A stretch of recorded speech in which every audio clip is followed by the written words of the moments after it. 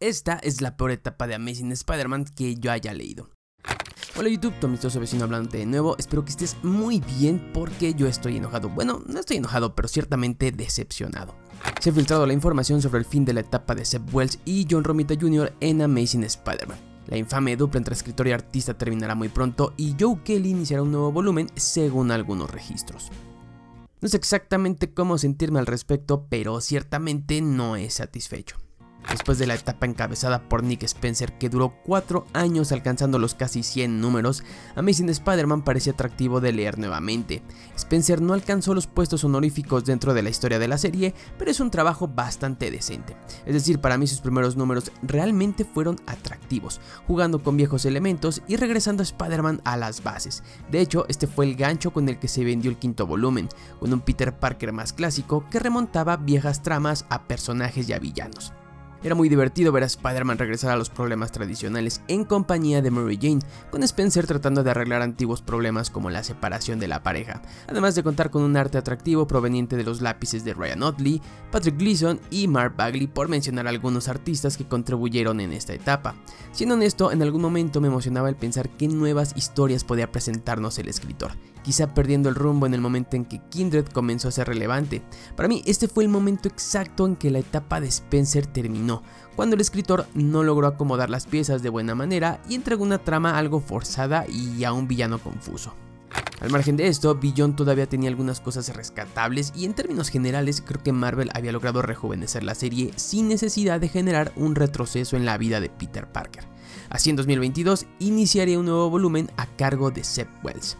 A diferencia de Nick Spencer, que llegó generando polémica entre los fanáticos de Marvel, Zeb Wells parecía una buena decisión por parte del editorial, teniendo un pasado bastante interesante con el personaje que le acreditaba como una voz autorizada para llevar las riendas de la serie principal. El escritor había tenido participación en la exitosa etapa de Brand New Day, también fue responsable de Avenging Spider-Man y algunas historias de Venom y Carnage en solitario. Por si fuera poco, este sexto volumen sería el regreso de John Romita Jr. a la serie, conformando así un tándem de ensueño, por lo que es muy difícil de creer lo que entregaron ambos sujetos. Bajo un anuncio sospechoso, Marvel presentó esta nueva etapa con un error de Peter Parker que habría causado estragos en su vida y la de sus seres queridos. Durante el número 1 de este sexto volumen se revela que Peter y Mary Jane han vuelto a separarse, así como un nuevo estatus de perdedor que ha llevado a Peter a ser un completo amargado. Con la trama avanzando en torno a este misterio que separa a los Parker por 26ª y millonésima vez, el escritor profundiza en la humanidad de Norman Osborn, el eterno némesis de Spider-Man, que ahora se comporta de una manera diferente, olvidándose de su pasado y tomando una especie de rol de mentor para el protagonista. Después de mucho tiempo, con un par de decenas de números, se hace la gran revelación sobre cómo un antiguo villano terminó separando a la pareja por medio de una especie de magia, con Mary Jane tomando una actitud contraria a la establecida por más de 50 años y a Peter admitiendo que sus sentimientos hacia ella quizás solo se trataban de un amor platónico muy parecido a lo que un hombre puede sentir por una hermana. What? En medio de todo esto, Spidey retoma su romance con Black Cat, Miss Marvel muere en algún momento, se reviven las guerras de pandillas y por supuesto el Duende Verde y todo lo que tenía que ver con él vuelve a aparecer. No miento cuando digo que esto es una de las cosas más patéticas que he leído dentro de la serie, probablemente lo peor, y eso ya es decir mucho después de historias que tenían que ver con clones, hechizos del diablo y las 1000 y un muertes de la tía May. En serio, Amazing Spider-Man es un desastre, un completo y horrible desastre. En gran medida, el fracaso de la serie, que ha sido duramente criticada por todos los fanáticos, es la manera en que Zeb Wells intentó abordar sus primeros números, dependiendo de un misterio que le tomó 20 cómics resolver, que evidentemente no tendrá ni el más mínimo sentido de credibilidad, originalidad o siquiera respeto por la historia de los personajes inmiscuidos. El escritor trató de emular la base de escritura que tanto éxito le brindó a un sujeto como Dan Slott, pero al igual que los últimos años del escritor en la serie, se estrelló al tratar de resolverlo. Es tanta la influencia de Dan Slott en Zeb Wells que inclusive trató de rescatar a un viejo villano que él mismo había introducido años antes como el generador de todos estos problemas en esta nueva etapa. No digo que este modelo creativo sea malo, porque de hecho es bastante popular en el Marvel actual, con algunos ejemplos dentro de Amazing Spider-Man que han funcionado, pero no era lo que la serie necesitaba. Como dije, la etapa de Nick Spencer por fin había arreglado muchas cosas y Amazing Spider-Man necesitaba continuar con la buena racha de Peter Parker, verle feliz por algún tiempo y seguir jugando con sus historias callejeras donde cualquier lector puede sentir empatía e identificación con su protagonista. Y es que el Spider-Man de Zeb Wells es tan malo que después de mucho tiempo hay una unificación de opiniones dentro de una base de seguidores que se estaba convirtiendo en popular por el choque de ideas. Todos coinciden en que es terrible este sexto volumen. Eres un estúpido. Perdóname. Pero fiel a mi estilo, siempre creo que hay algunas cosas buenas o por lo menos interesantes. De hecho, creo que esta etapa no es tan desastrosa, sino más bien que las cosas malas son pero tan malas y tan horribles que opacan a las buenas. Quisiera retomar mi hipótesis sobre la influencia de Dan Slott, pero ahora enfocándome en el personaje de Norman Osborn. Al igual que Slott rejuveneció al personaje de Otto Octavius durante Superior Spider-Man, Wells hace lo mismo con Norman en este sexto volumen, añadiendo una humanidad nunca antes vista en el villano. Es complicado pensar que Peter pueda confiar en Norman después de todo lo que han vivido, pero es interesante cómo el personaje evolucionó pasando de ser un sujeto aparentemente malvado y sin mucho sentido, a un personaje más profundo con diferentes aristas que explican muchas de sus actitudes pasadas. El problema es que esto conduce al ya recurrente señalamiento de cómo se modifica la personalidad y el comportamiento de los personajes en beneficio de una trama que para colmo ni siquiera es buena. Es una mierda, eso es una mierda. Me niego a pensar que Zeb Wells y un montón de escritores y responsables de diferentes proyectos de Spidey desconocen al personaje. Me cuesta pensar en esta afirmación como una respuesta al cambio de los personajes, porque hablamos de personas que llevan años dentro de Marvel. Para mí más bien es una obsesión por crear algo original.